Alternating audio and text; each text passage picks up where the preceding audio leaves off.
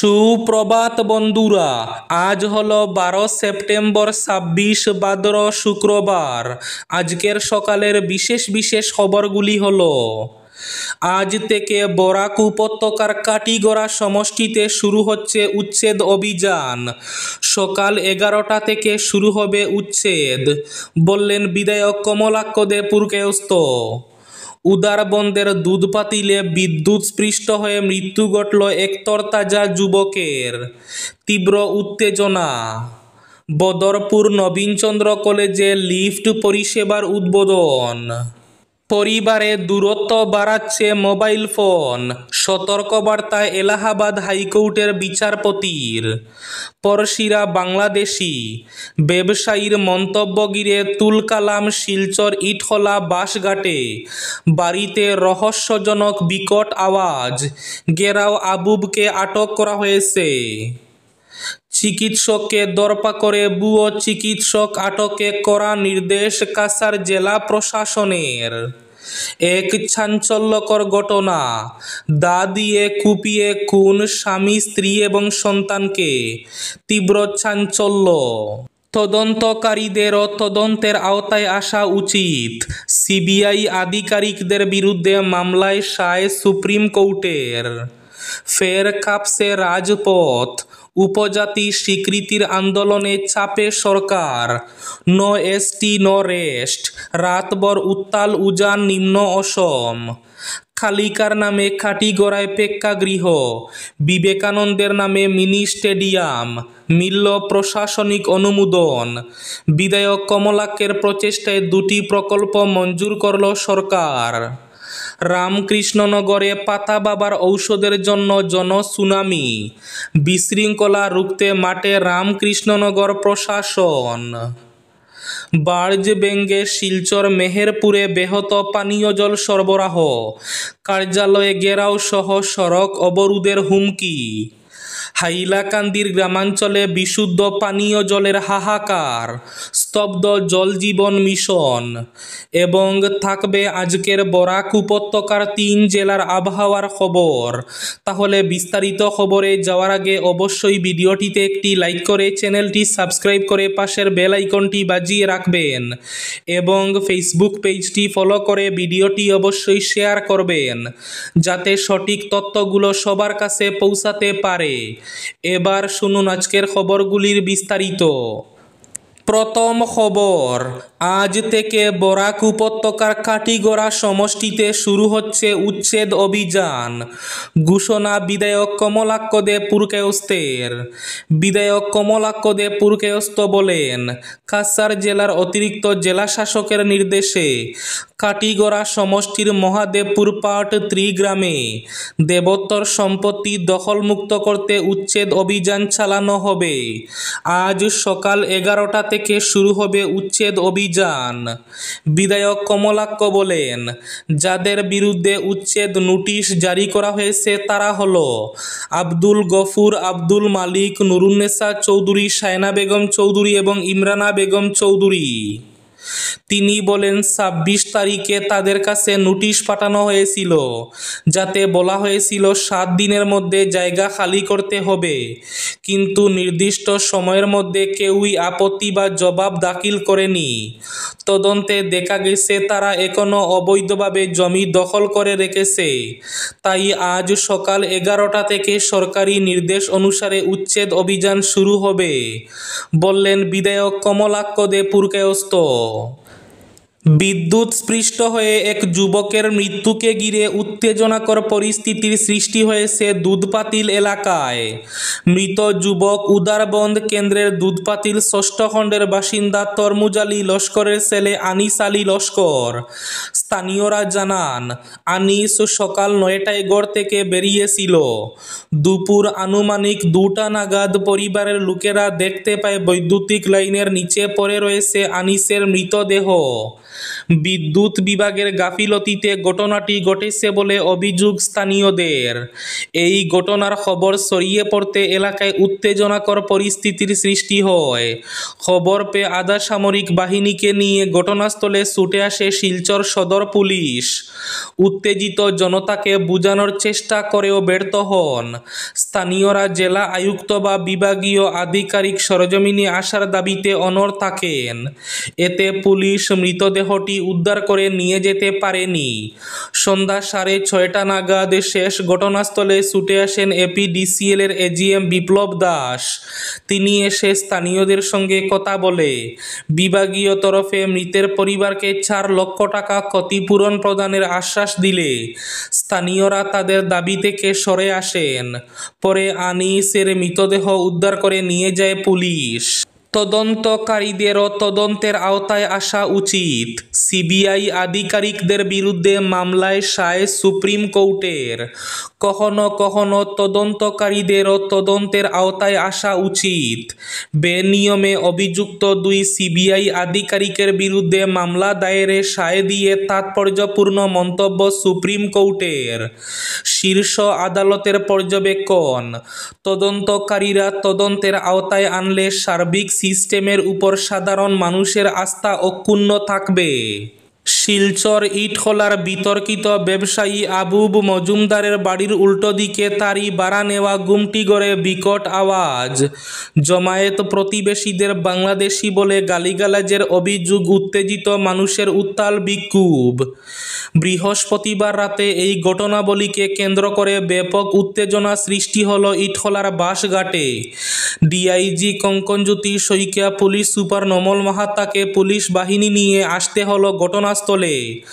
পরিস্থিতি সামাল দিতে শেষমেশ বাড়িতে লুকিয়ে থাকা আবুব মজুমদার সহ আরও কয়েকজনকে পুলিশ আটক করে নিয়ে গেছে। এদিকে বজরং দলের নেতা মিঠুন নাথ ঘটনাস্থলে দাঁড়িয়ে অভিযোগ করেন, বাইরে থেকে সন্দেহভাজন লোক এনে আবুব মজুমদার তার বাড়ির উল্টো দিকে ভাড়া নেওয়া গুমটিঘরে রেখেছেন। এরা কারা তা তদন্ত করে দেখতে হবে পুলিশকে। পাতা বাবার ঔষধের জন্য জনসুনামি, বিশৃঙ্খলা রুখতে মাঠে রামকৃষ্ণনগর প্রশাসন। রামকৃষ্ণনগর নেতাজি নগরে এক পাতা বাবার পাতা সেবন করতে প্রতিদিন হাজার হাজার মানুষের ঢল নামায় হিমশিম খাচ্ছে গোটা এলাকা। প্রতিদিন 25 থেকে 30 হাজার মানুষ আসছেন ঔষধি পাতা সেবন করতে। শিলচর, গৌহাটি, শিলং, ত্রিপুরা সহ বরাকের আনাচে কানাচে থেকে শত শত গাড়ি নিয়ে ছুটে আসছেন মানুষ। বয়স্ক মানুষ, মহিলা, পুরুষ, ছোট বাচ্চা নিয়ে মানুষের ঢল নামায় নড়েচড়ে বসেছে প্রশাসন। কারণ দীর্ঘ লাইনে ঘন্টার পর ঘন্টা মানুষকে লাইনে দাঁড়িয়ে থাকতে হচ্ছে। দিন রাত সমান তালে ভিড় জমায়, যানজট সহ আরও কিছু সমস্যার সৃষ্টি হচ্ছে। এছাড়া যিনি পাতা খাইয়ে দিচ্ছেন এবং স্থানীয় ভলান্টিয়ার যারা রয়েছেন এদেরও নাওয়া খাওয়ার অসুবিধা হওয়ায় নির্দিষ্ট নিয়ম তৈরি করে দিয়েছে প্রশাসন। বৃহস্পতিবার দুপুরে গান্ধীনগর জিপি কার্যালয়ে এ মর্মে সাংবাদিক সম্মেলন করে সার্কুল অফিসার সৌভিক দত্ত। তার সঙ্গে ছিলেন বিডিও অন্তরা পাল, পুলিশ কর্তা, স্বাস্থ্য বিভাগ, জনস্বাস্থ্য কারিগরি বিভাগ এবং বিদ্যুৎ বিভাগের কর্তা এবং গান্ধীনগর জিপির নির্বাচিত প্রতিনিধিরা। সার্কুল অফিসার নির্দেশ দেন, যারা পাতা সেবন করতে উপস্থিত হবেন জনস্বাস্থ্য কারিগরি বিভাগ থেকে যেন তাদের বিশুদ্ধ পানীয় জল দেওয়া হয়। স্বাস্থ্য বিভাগকে বলা হয়, যেখানে হাজার হাজার মানুষের সমাগম হচ্ছে, তাই হঠাৎ যদি কেহ অসুস্থ হন তাই অ্যাম্বুলেন্স সেবা এবং প্রাথমিক চিকিৎসার সুবিধা দিতে। বিদ্যুৎ বিভাগকে নির্দেশ দেওয়া হয়, গলি সড়ক দিয়ে পাতা বাবার বাড়ি পৌঁছানোর সড়ক অন্ধকার, সেই গলিপথে আলোর ব্যবস্থা করে দিতে।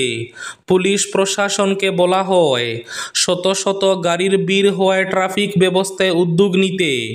গলিপথ দিয়ে যাতে গাড়ি নিয়ে যাতায়াত না করেন কেউ, সেটি নিশ্চিত করতে।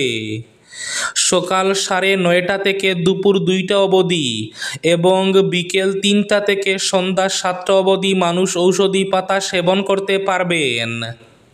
পরিবারে দূরত্ব বাড়াচ্ছে মোবাইল।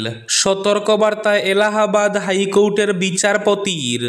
মোবাইল ফোনের কারণে বর্তমান সমাজে বাড়ছে পারিবারিক অবক্ষয়, কমছে পরিবারের সদস্যদের মধ্যে যোগাযোগ। এর প্রভাব পড়ছে মানসিক স্বাস্থ্যে। শিশু এবং কিশোরদের মধ্যে বাড়ছে একাকিত্ব। এমনই উদ্বেগ প্রকাশ করেছেন এলাহাবাদ হাইকোর্টের বিচারপতি শেখর যাদব।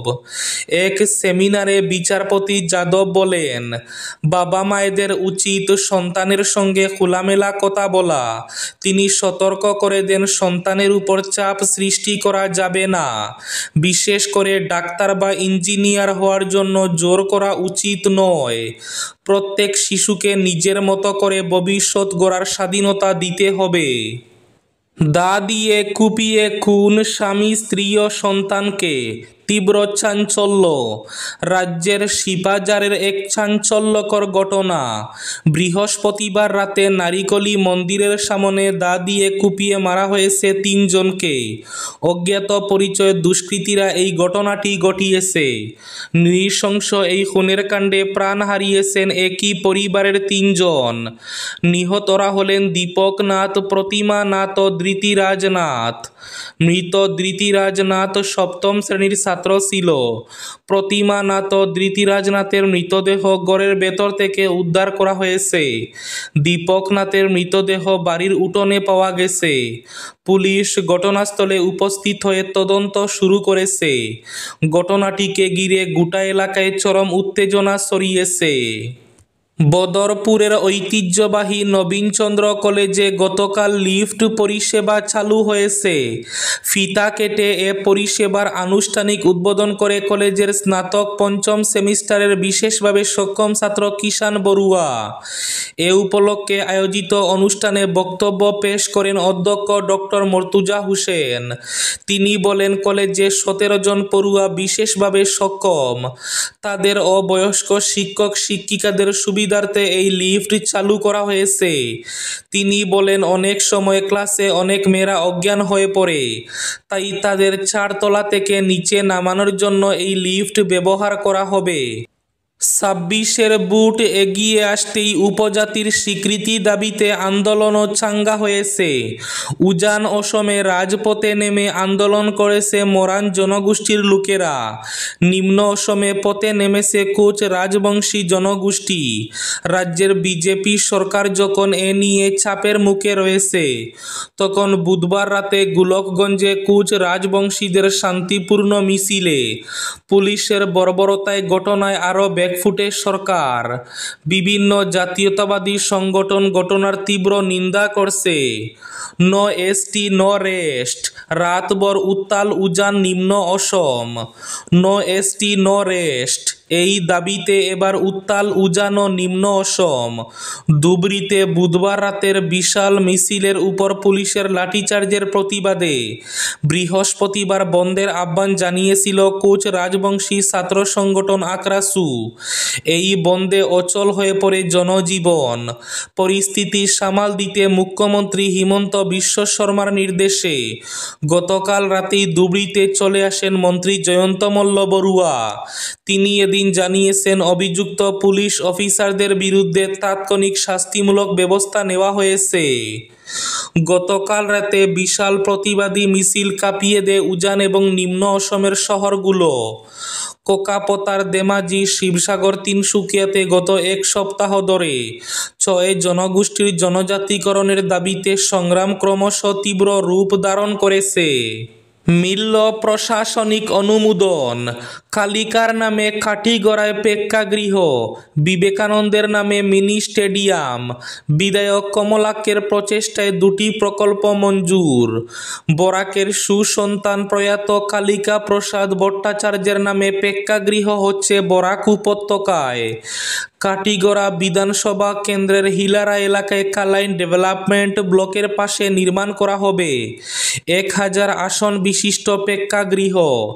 বিধায়ক কমলাক্ষ দে পুরকায়স্থের উদ্যোগে সরকার ওই প্রকল্পে ১২ কোটি টাকা বরাদ্দ করেছে। বৃহস্পতিবার প্রশাসনিক অনুমোদনও হয়েছে ওই প্রকল্পের। ইতিমধ্যে টেন্ডারও ডাকা হয়েছে। তাছাড়া কাটিগড়া রাজপুরে স্বামী বিবেকানন্দের নামে মিনি স্টেডিয়ামও নির্মিত হবে। ওই প্রকল্পের জন্য 11 কোটি টাকা বরাদ্দ করা হয়েছে। বৃহস্পতিবার প্রশাসনিক অনুমোদনও দেওয়া হয়েছে। শীঘ্রই ওই প্রকল্পের টেন্ডার প্রক্রিয়া শুরু হবে। আজকের বরাক উপত্যকার 3 জেলার আবহাওয়ার খবর। আজ বরাক উপত্যকার 3 জেলার আকাশ একটু মেঘলার পাশাপাশি হালকা বৃষ্টির পূর্বাভাস। শিলচর কাছাড়ে আজ সর্বোচ্চ তাপমাত্রা থাকবে 33 ডিগ্রি সেলসিয়াস এবং সর্বনিম্ন তাপমাত্রা থাকবে 25 ডিগ্রি সেলসিয়াস।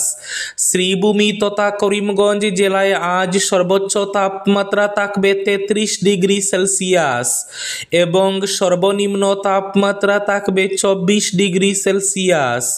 হাইলাকান্দি জেলায় আজ সর্বোচ্চ তাপমাত্রা থাকবে 33 ডিগ্রি সেলসিয়াস এবং সর্বনিম্ন তাপমাত্রা থাকবে 25 ডিগ্রি সেলসিয়াস।